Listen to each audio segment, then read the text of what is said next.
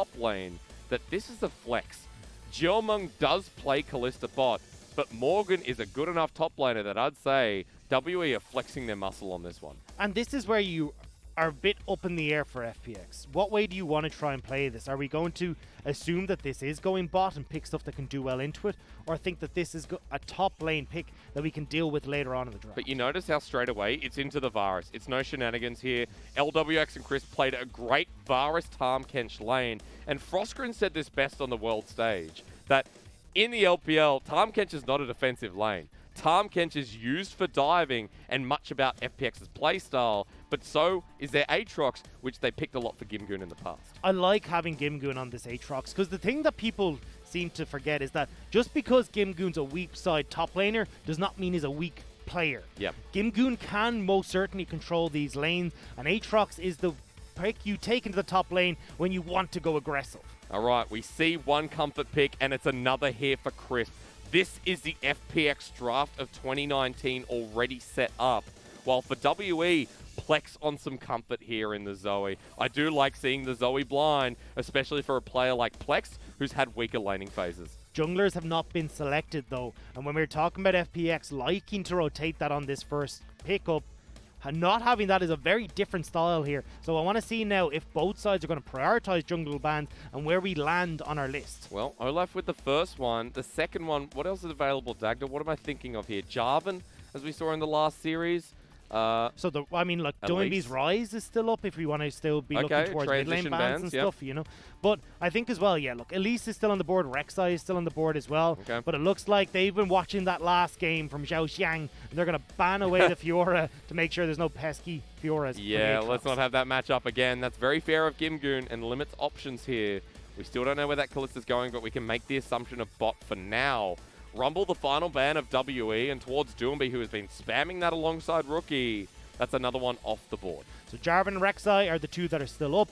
Could potentially see the Jarvan locked in here. Funny enough, FPX are the only team to really play Rumble without that Jarvan in the lane as well. Yep. So it's just a Doinb special. But we are going to see the Jarvan locked in anyway, despite the Rumble being Yeah, now it's the Jarvan without the Rumble.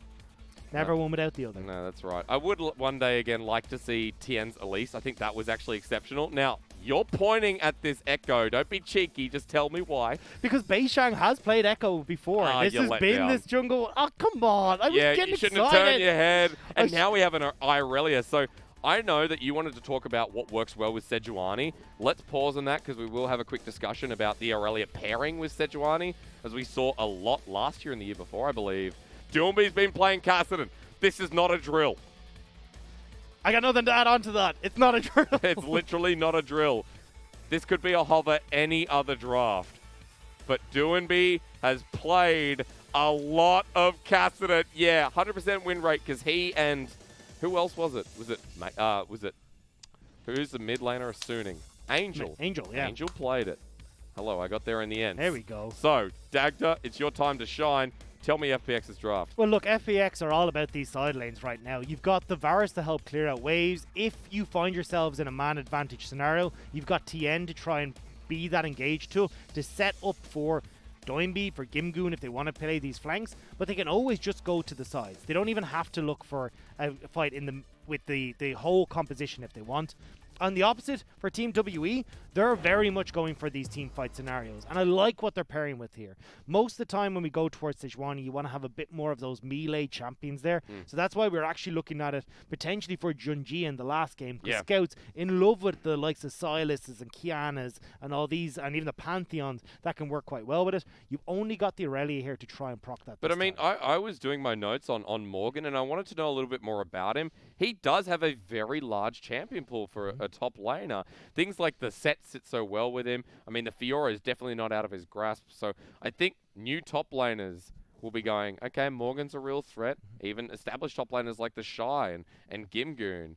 So I like to see that there's priority towards banning him out in this series, but also that Irelia is going to be a new champion for him up in that top lane. And now it feeds in again to, hey, look, if we get Morgan ahead, this guy can work. This guy can get those plays down to the bottom side that we've seen 2 or 3 times now, or even just look to take over the lane himself. And you're right, the ability to focus top side with Irelia and Sejuani. Gimgoon, I think we call him weak side again here, Dagda. What's the usual? Where the ability to focus bot is set up again for FPX. This is Gimgoon in the roster. Khan not available. Let's see if FPX return to their roots or if WE can slam them where it hurts. Returning to roots is a bit of a hard one for FPX in this. We talked about the reason Doinb was able to make these four-man dives happen was because we saw him in picks like Nautilus, like the Rumble, where he could push in this lane and start to make the roams happen. Very true. When Plex is on this Zoe and Doinb's on this Kassadin, no way he'll be able to push in effectively to make this happen. Hey, let's talk runes though quickly, okay?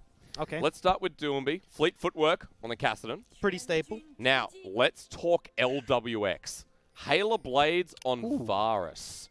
Now, we're going to talk about a couple of Varuses. We've seen Lethal Tempo, we've seen Comet, and Hail of Blades is a new one. So the reason Varus has gone Hail of Blades of this is because of the trade pattern that comes through from Kalista. Kalista is very quick trying to get in your face. She wants to stack a couple of Ren stacks into a minion, come up to trade with you, and then have her own Hail of, well, usually Hail of Blades proc to win out the trade, make the rend happen, and then you've got the rend back and available because you killed that minion you previously set up. Isn't it kind of funny? Because it's like they've swapped runes. Yeah, exactly. And now that Lwx has this, he's looking to just get that really quick burst of trades, 3 autos off, and proc his own passive using the likes of the Hail of Arrows. Now, with this swapping up a little bit, I think Jiumeng won't be able to trade as heavily into this lane as he would have liked to, but already you can see Missy. Wow, okay. Hail of Blades and Hail of Arrows. Yeah, pretty right about that one, Dagda. Missing is at half health. And now he's going to be a little bit more scared about how he tries to approach this lane. You said already, Tahm Kench much more of an aggressive pick here. So potentially, if Missing is low enough or Jiumeng is low enough, they just go for the dive with Tian, Lwx, and Crisp and say, Doinb, you just stick mid. But meanwhile, things are happening the same here in 2020 Spring, where Tian, first side to path, is top, looking for Morgan up in this lane. And took a path over the Rift Herald so that it wouldn't be spotted by a potential tri-brush ward. So Tian, not having to get into that lane, or rather wasn't able to, will go back clearing his camps. Watch where the lane will be positioned though. Gimgoon is slowly pushing that in against Morgan because he's been using the Darkened Blades, because he's trying to trade with this Irelia. So when Beishang finishes his third camp here and hits his level 3, as you can just see, he can go up towards that top side with Morgan freezing the wave here. Okay, well, into the turret. At least this trade here will add a bit more pressure. Good trading from Gimgoon. Morgan at half health, Corrupting Potion used all the way, and Conqueror's available. Means Morgan has to respect this wave. And now you should be able to crash this if you're Gimgoon.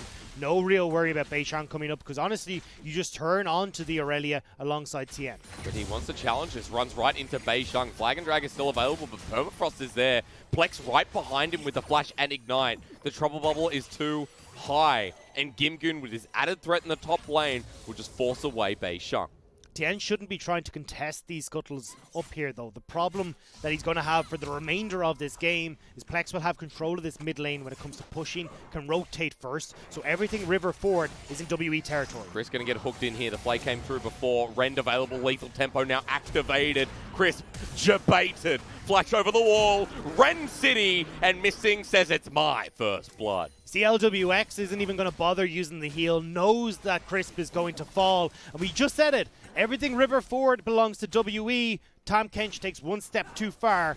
The river is no longer for the Tahm Kench. With a double scuttle on Sejuani, Beishang has a 10 CS lead in this jungle, and all Tian can do is watch and continue clearing his wolves. First back here from Beishang, net Stalker's Blade with a control ward in hand. So not too bad of a start here from WE, up 1,000 gold. And usually what you'd like to see is FPX taking over from this jungle. Jarvan has more pressure early. Beishang will eventually win out when it comes to these team fights. But Tian can't because of Plex in this mid lane. Now because they're losing out on the bottom side as well, makes it far harder for Tian to have the impact we would like. It goes back to our story. FPX not playing to the standard we saw them last year and struggling as a result. I mean, the World Championship team comes back and they're not the same. Meta changes, there's a lot of time off. FPX did have a lot of time off. Remember that at Demacia Cup, FPX ran their B tier squad. None of this World Championship lineup played in that event. They then came back, a week of play, 0-2, and then COVID-19 happened. And then we had a month and a half, almost 2 months off. And you'd imagine that would give them time. You think that would give them the opportunity after that first bit to figure it out? Here's my argument here, is that nothing is the same as an LPL stage game. You can have scrims, but do all teams really play seriously in scrims? They try new things out, and sometimes, let's be honest, they just muck about. We cast them. Not all games are even when it comes to We saw a LPL. Zed. I mean, that just tells you one thing. Yeah, we saw Knight Zed. Yeah. So my point is that for FPX, their stage time has been super limited, but as has everyone else's. So everyone has the same argument. And WE with this newer roster, that should affect them more. But so far, in the past couple of weeks, or the past week of returning, we have seen a much better WE that's synergizing alongside Beishang. We're seeing it on your screen right now. Pressure all across the bottom side. Nets the Dragon for WE. Doinb, as this game goes on, will start to take over. But that's a long stretch away. Only got the Crystal available at the moment. We'd like to finish off not only the Rod of Ages, more than likely a tier item as well. Now finally has his ultimate available to run away from Trouble Bubble, but Plex still dominates the lane. Win lane, win game here for WE. We just come back to those win conditions where it does seem like WE are winning all across the board. Even that death sentence nice. Chris will gobble him up, but the aggressive Tahm Kench Varus lane seems like it's looking like LCS right now. They're on the back foot, and FPX are trying to rush forward. They don't spot Plex in the bush here. Doinb here, right on top of Beishang. Aftershock with the passive from Sejuani, but wow, missing, doesn't miss the hooks this game. Plex jumps forward, burns down the Kassadin, and WE don't even lose a trade. Missing did not hit the flay though. Wasn't able to finish off Lwx in that scenario. We're going to be able to pick up the blue buff, and you can see FPX already on the back foot. Isn't it incredible how WE, with this gold lead, are pushing FPX, who were known for their early games? And this is already set up for another fight. Flag and Drag's going to come through. Tian's going to get ignited, but the burn comes through. Missing is choking down, and Tian will trade it back on top of Missing, and FPX get out. Too far for WE, bite off more than they can chew, and it means that FPX are able to turn that around, and they desperately need to right now. Hang on. Wow, exhaust, chains of corruption, Lwx hit 6. Here comes the burn from Hail of Blades. Jiumeng should not have been there. And in a space of a minute and a half, we go from praising Team WE to FPX answering back up that goal deficit. And now they should be able to pick up a pretty terror plate for themselves as well. Missing is going to be here, so Lwx just has to back away. But that's a kill onto the Varus. 10 CS after the wave crashes in, and Kalista nowhere nearby to pick it up. Means that Vamp Scepter turns into a Cutlass. Should see Berserker Greaves here as well. Where does Crisp go? Bot lane is the answer right now, which means that overall, FPX are fine giving up this Rift Tower. We're going to see a replay of this play in the bot side of the map. I thought off of this play, Crisp would return to his base, start to move up towards the top side to get control on Rift. But with them moving down to the bottom side, and with this wave collapsing, it's potentially Missing who's going to roam first and help out Beishang on this big objective. I just love on that last play that there was only enough mana for one ability, and Crisp lands it. So pretty crucial moment there. I know before you're about to talk up WE and, you know, say, well, when they have a gold lead, they normally win these games. From early game Dagda. Would you like to tell me anyway?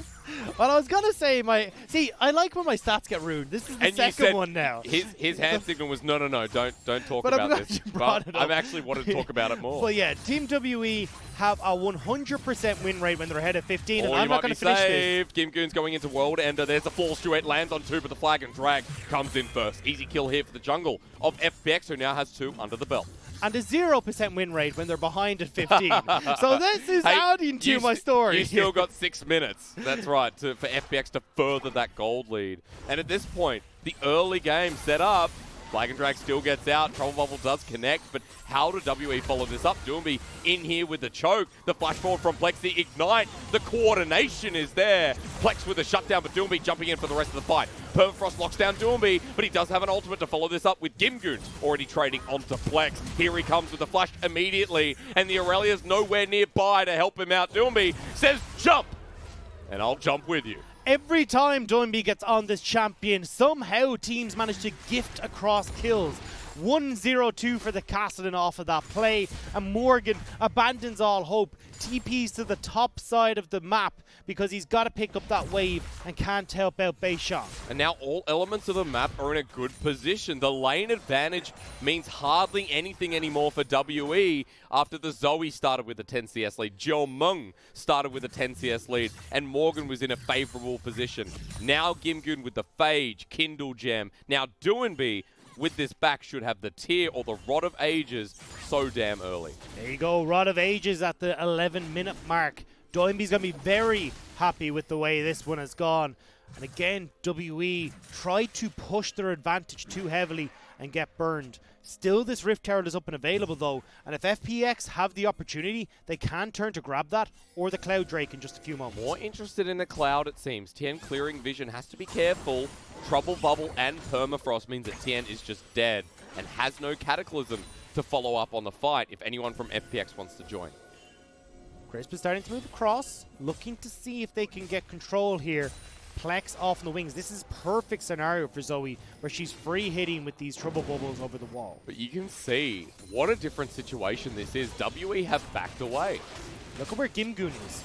Gimgoon's walked down for this, so Morgan, they're bigging him up saying, look, get this guy a lead, translate that to the bottom side, but hasn't got that lead, is no longer helping this bottom side of the map. 10% cooldown reduction though here for FPX early. Infernal Rift has spawned. Morgan with the turret plating as response. 120 gold, we're only on patch 10.4, but that means we're going to see a fight in the bottom lane. Chris here can only just use grey health at the end. He will die. Good ultimate combination here from WE. This is going to be Jarvan going straight towards the top side though. Jiumeng and Missing are going to be looking to take plates here, so then they can answer for the trade when the Rift Herald comes through. Although as I say that, Tian is looking like he's going to path over towards those Raptors instead. Yeah, okay. He's like, nah. He's good, he's good. He got the right call. Jiumeng and Missing hitting away on the turret plating here. Sejuani stays nearby to add the presence here for WE, and Doinb has no sight of leaving this lane. Good trouble bubble here from Plex, and the trading. Yeah, that's about how it looks here for the Zoe in the early levels. Well, with Beishang stealing this blue buff, this is going to be a bit more difficult now for Doinb in the mid lane. Because chances are when that next blue spawns on the opposite side of the map, it'll go across towards Plex, bar some pesky jungle item shenanigans. Although, Crisp in the bottom side, I was a little bit worried there for 2 seconds that Crisp would go over it forward. That's true. But Lwx doesn't have ult, so Chris was like, okay, I'm not going to take this. Instead, they're going to take the fight in the mid lane. Cataclysm's there. Plex gets the trouble bubble out to the turret. Back in for the paddle star. The Ignite helping massively as Beishang's nearby. Has the Arctic Assault, but not the ultimate available. The Glacial Prison will have to wait here as Plex will just get out alive. Lwx answering on this bottom side, though, off the back timing. So now again, we still see that even though it was WE that made the play in the bottom side to get the turret plates, well, they've been answered on Lwx's side. Rift Herald is up and available, but with only 25 seconds left before the plates fall, everyone is scrambling to get the gold they can. And look at him, he's hightailing at mid. Pings, I'm coming, here we go. Doinb's going to get trouble bubbled again. I got to say, the Cassidy shield from Null Sphere, or whatever the Q is, Yeah, no, it looks like Morgana's Black Shield. They got to change that.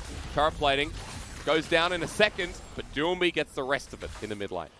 Exactly, more gold going over towards this Cassidy.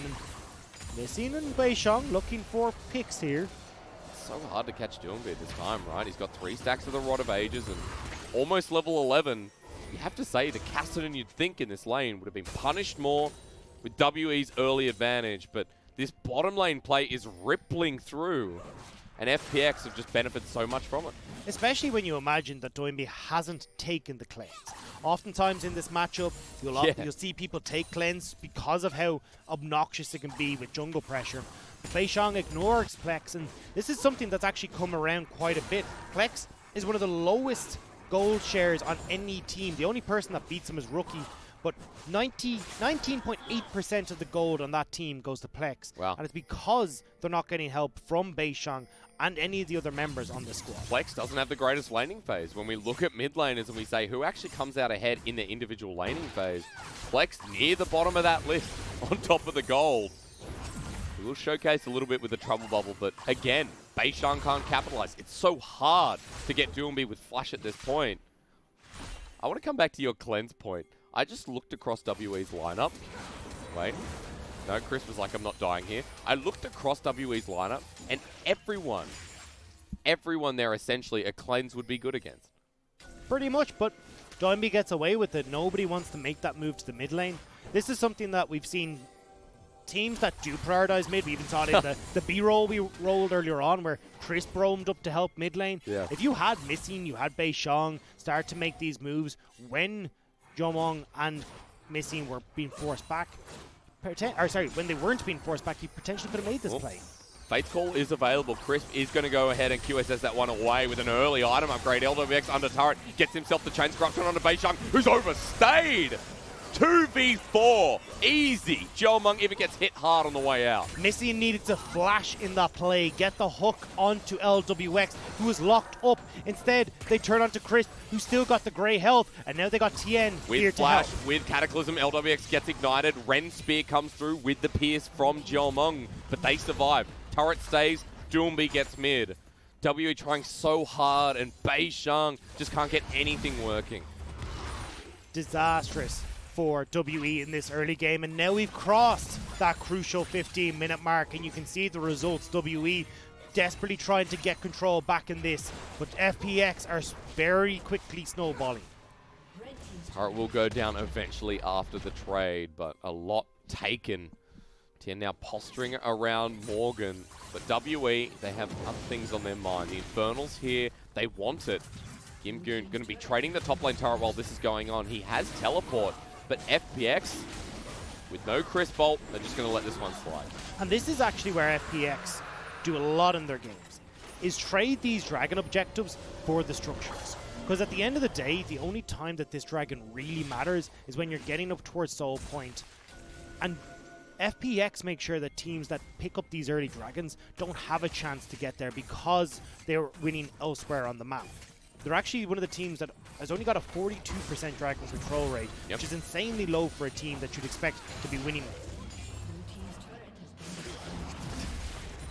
Hey, Tahm, Kench. This is the second game we've cast now that we've seen. We got the blue buff the other day as well. Yeah. Because remember, I think it was at the end of 9 point something or other, where Tahm Kench got the ability to gulp neutral. Like, objectives, yeah. Yeah. I mean, he can't eat Baron. Neutral monsters. Yeah. But like the red and blue buff, which I think was just such a great ad. I mean, like I said I hate him, but I take it back. Tahm Kench, he's one of the boys. Well, that boy's got a QSS for himself here, making sure that as really you talked early about. Buy, yeah. Look, you already talked about it. Plex, Missing, Beishang, Morgan, everyone has something that you've got to deal with, the QSS can help out with, and all he needs to do is sit beside Lwx here and keep this Varus safe. So if he's able to tank that CC, that's a thumbs up, and if he's able to get out of CC to help Lwx, even better. I mean, at this point as well, remember that Crisp and Lwx as the duo, they have been together for the longest time out of any bottom lane in the Premier League. Go and look it up. Lwx and Crisp have been around for like 5 years together. And Crisp is like the big brother to Lwx. This game especially is level 8 to his level 11. But you look at the bottom lane, Jiumeng is 2 levels behind Lwx right now. And that's a very big deal. I mean, Lwx with the kill down bottom with the trade that went before onto Beishang. A lot of experience taken by himself. And the funny thing is, if Jiumeng had actually gone for this Hail of Blades, these trades would have been working out so much better for them. But because Lwx is the one with these short burst trades don't work out quite as well as they were hoping. Onto the Rift Herald now, though. FPX move up 4. Pings are going down for assistance from WE. There's just so much control. Herald's already done. And the ability from FPX to turn from an objective to a fight is there. WE have to back away. I love that they gave the Doinb as well. This is where we're looking at this 1-3-1 starting to set up. So if you've got Doinb on the top side of the map and he can toss down this Rift Herald at whim, well, now it makes it difficult for Plex to deal with this side lane push. All right, we've got 2k gold though, Dagda. 20 minutes in. Now, your stat said WE, when they're behind gold at 15, they lose all their games. Not some, all of them. WE are now looking confident to take down mid lane turret. That's a bit more gold in their back pocket. Did you just have me use my stat because you could use it at a better time? Yeah. I did indeed. I have sniped your stat, but hey, I mean, you're coming out with some good points here today, as you do every day. Doinb, level 13 Herald's here, gets the solo gold. And that's just a quick bit of money in the back pocket. Plex, as he walks around, though, could feel Doinb pushing on here. He's like, is he there? Well, FPX, the rest of them are. Flag and drag flashed away from Cataclysm comes through. Exhausted is the Jarvan, but Gimgoon has popped the World Ender over the wall. He's ready to fight. Pulling the trigger a bit hastily, it seems, here for FPX. Look, he's only just come back into the roster. He's anxious. He's ready to get going again. But unfortunately, not able to get over the walls that are in the While jungle. we're on that note, I will say this publicly. I think FPX are much better with Gimgoon than they are with Khan. Now, I know you don't have to necessarily agree with that, but Khan demands a lot of respect, but it can also go south very fast, as we saw in the first week against IG. With Gimgoon, you get Mr. Old Reliable, Mr. Consistent, that can play a quieter side of the map and still look successful. Well, FPX as a whole are going to be going to the south part of Summoner's Rift right now. 43 seconds on the Infernal Drake. You've got Doinb pushing in. I love how you didn't want to touch that No. with a 5-inch pole. You're like, I don't want my opinion on public record. I'm new here. You built up a year worth of respect people and can still reputation. hate me. I know, but at least you've got something to build on. Okay. I'm just starting to get myself out there. I'm not going polarizing directions for at least another 6 months. Raz left me, and the fighting words were, be strong in your opinion. He didn't actually say that, but I feel like that was part of his message as he left me. But I tell you one thing. I mean, if we're talking strong direction, FPX either with Khan or Gimgoon have had that after the early game for WE was so damn strong. And we're at a point where, okay, we're into the mid-game now. WE are looking for more of these objectives, but 2 items coming out of the core carries of FPX. And they're teleporting for this bottom side, maybe trying to set something up. 2 teleports, both on the same ward. They will force WE back. It's on to Beishang. Oh, he's over the wall. Miss Piggy wants to go home. Spike comes through, but it's Jarvan who secures. Tian with the dragon, Varus with the kill, Morgan with the death it seems. Gimgoon flashes forward and Crisp is coming. He brings himself, no one else. Doinb jumping forward, and that's it. Not enough mana to follow up the chase. FPX objective and kill. That dragon sat on 380 health for so long. I thought it was going to go across, but Beishang couldn't get the smite in time. Tian does manage to pick that one up in the end. With jungler down, FPX can move in towards this top side and start to keep the pressure towards the next objective of the Baron. Really luring WE in this series. In this game, I should say. We've only just begun.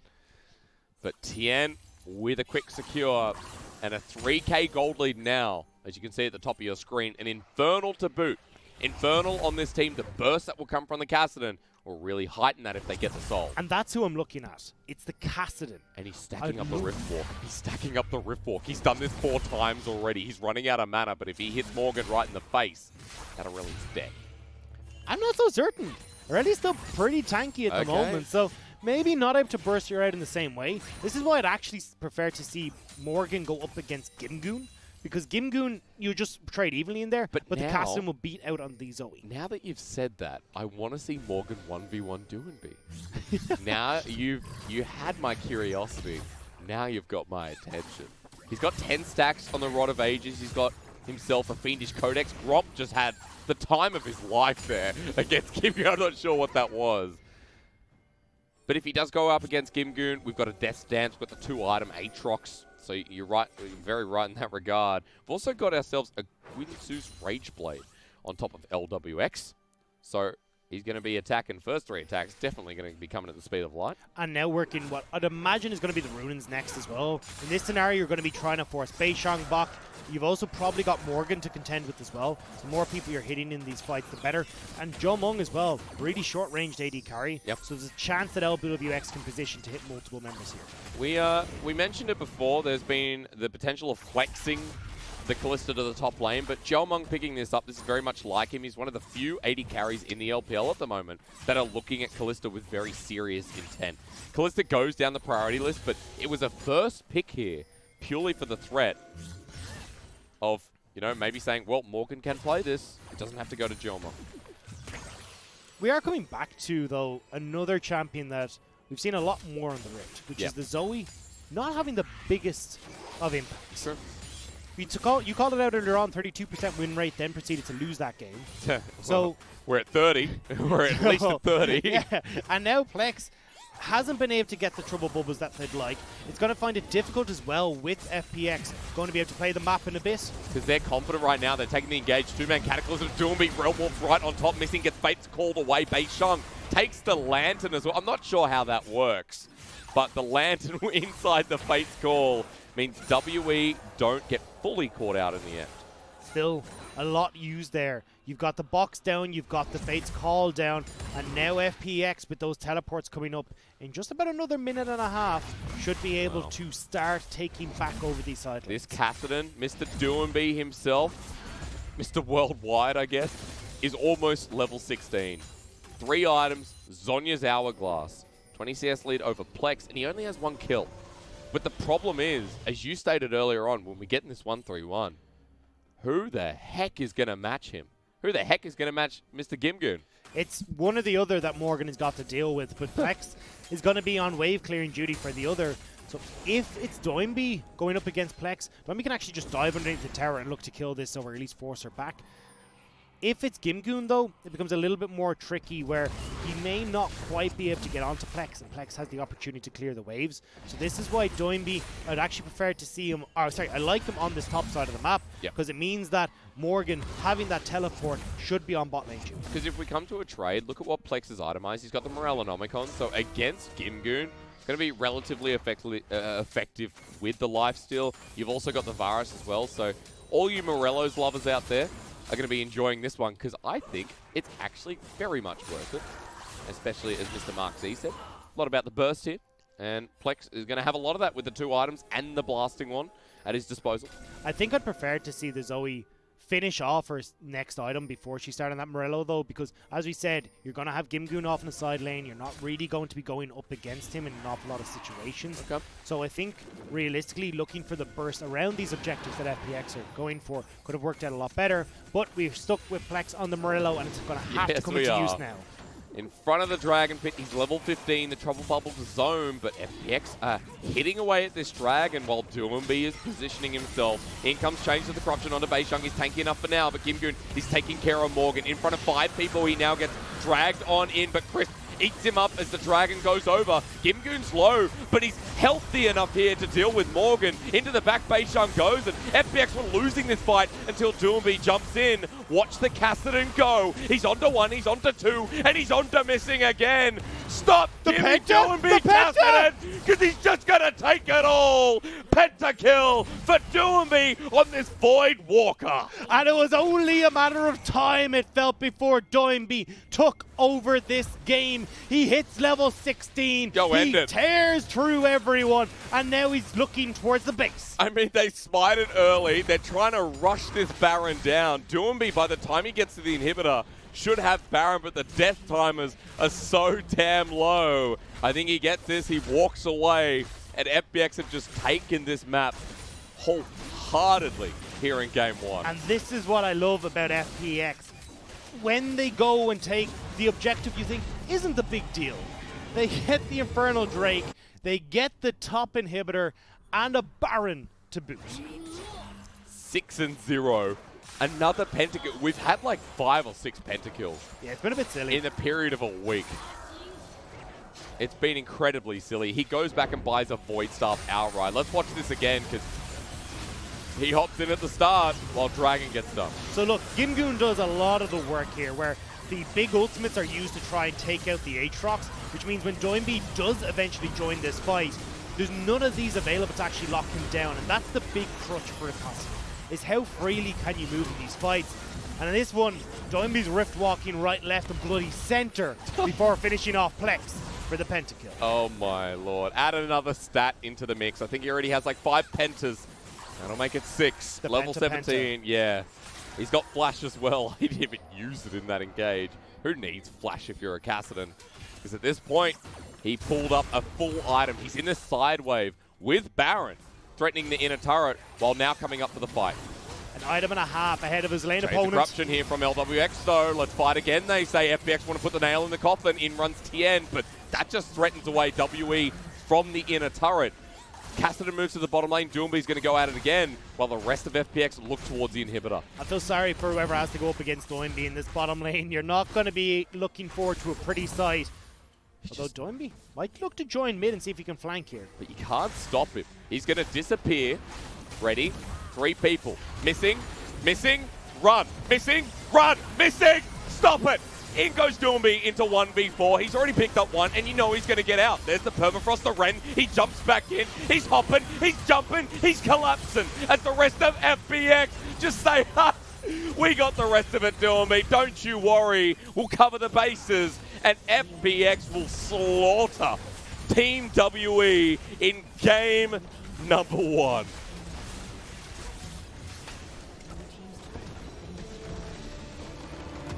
We tried to build them up as Team WE potentially having a chance, but Kassadin shuts that down in dramatic style. Missing was like, I'm fine, I'm under the turret. No, you're not. No, you're Just not. jumps right back in. Well, Kassadin's success story. What do you think? The LPL through Angel, if I'm right on that one, and Doinb second time around. And second time success. And now we're saying, hey, look, you know what? The criticism that I had of FPX prior, and a lot of other people had coming into Worlds 2019, was their late game decision making. Their mid game was their strong point, but now we're seeing them come into this and purposely picking champions that scale into the late game and beating people early to mid and then just winning anyway in the late game. Let's bring this back to where it started. You can see there's a bit of influx of gold in the early game for WE. They had a 1k gold lead. They got first blood. They punished FPX.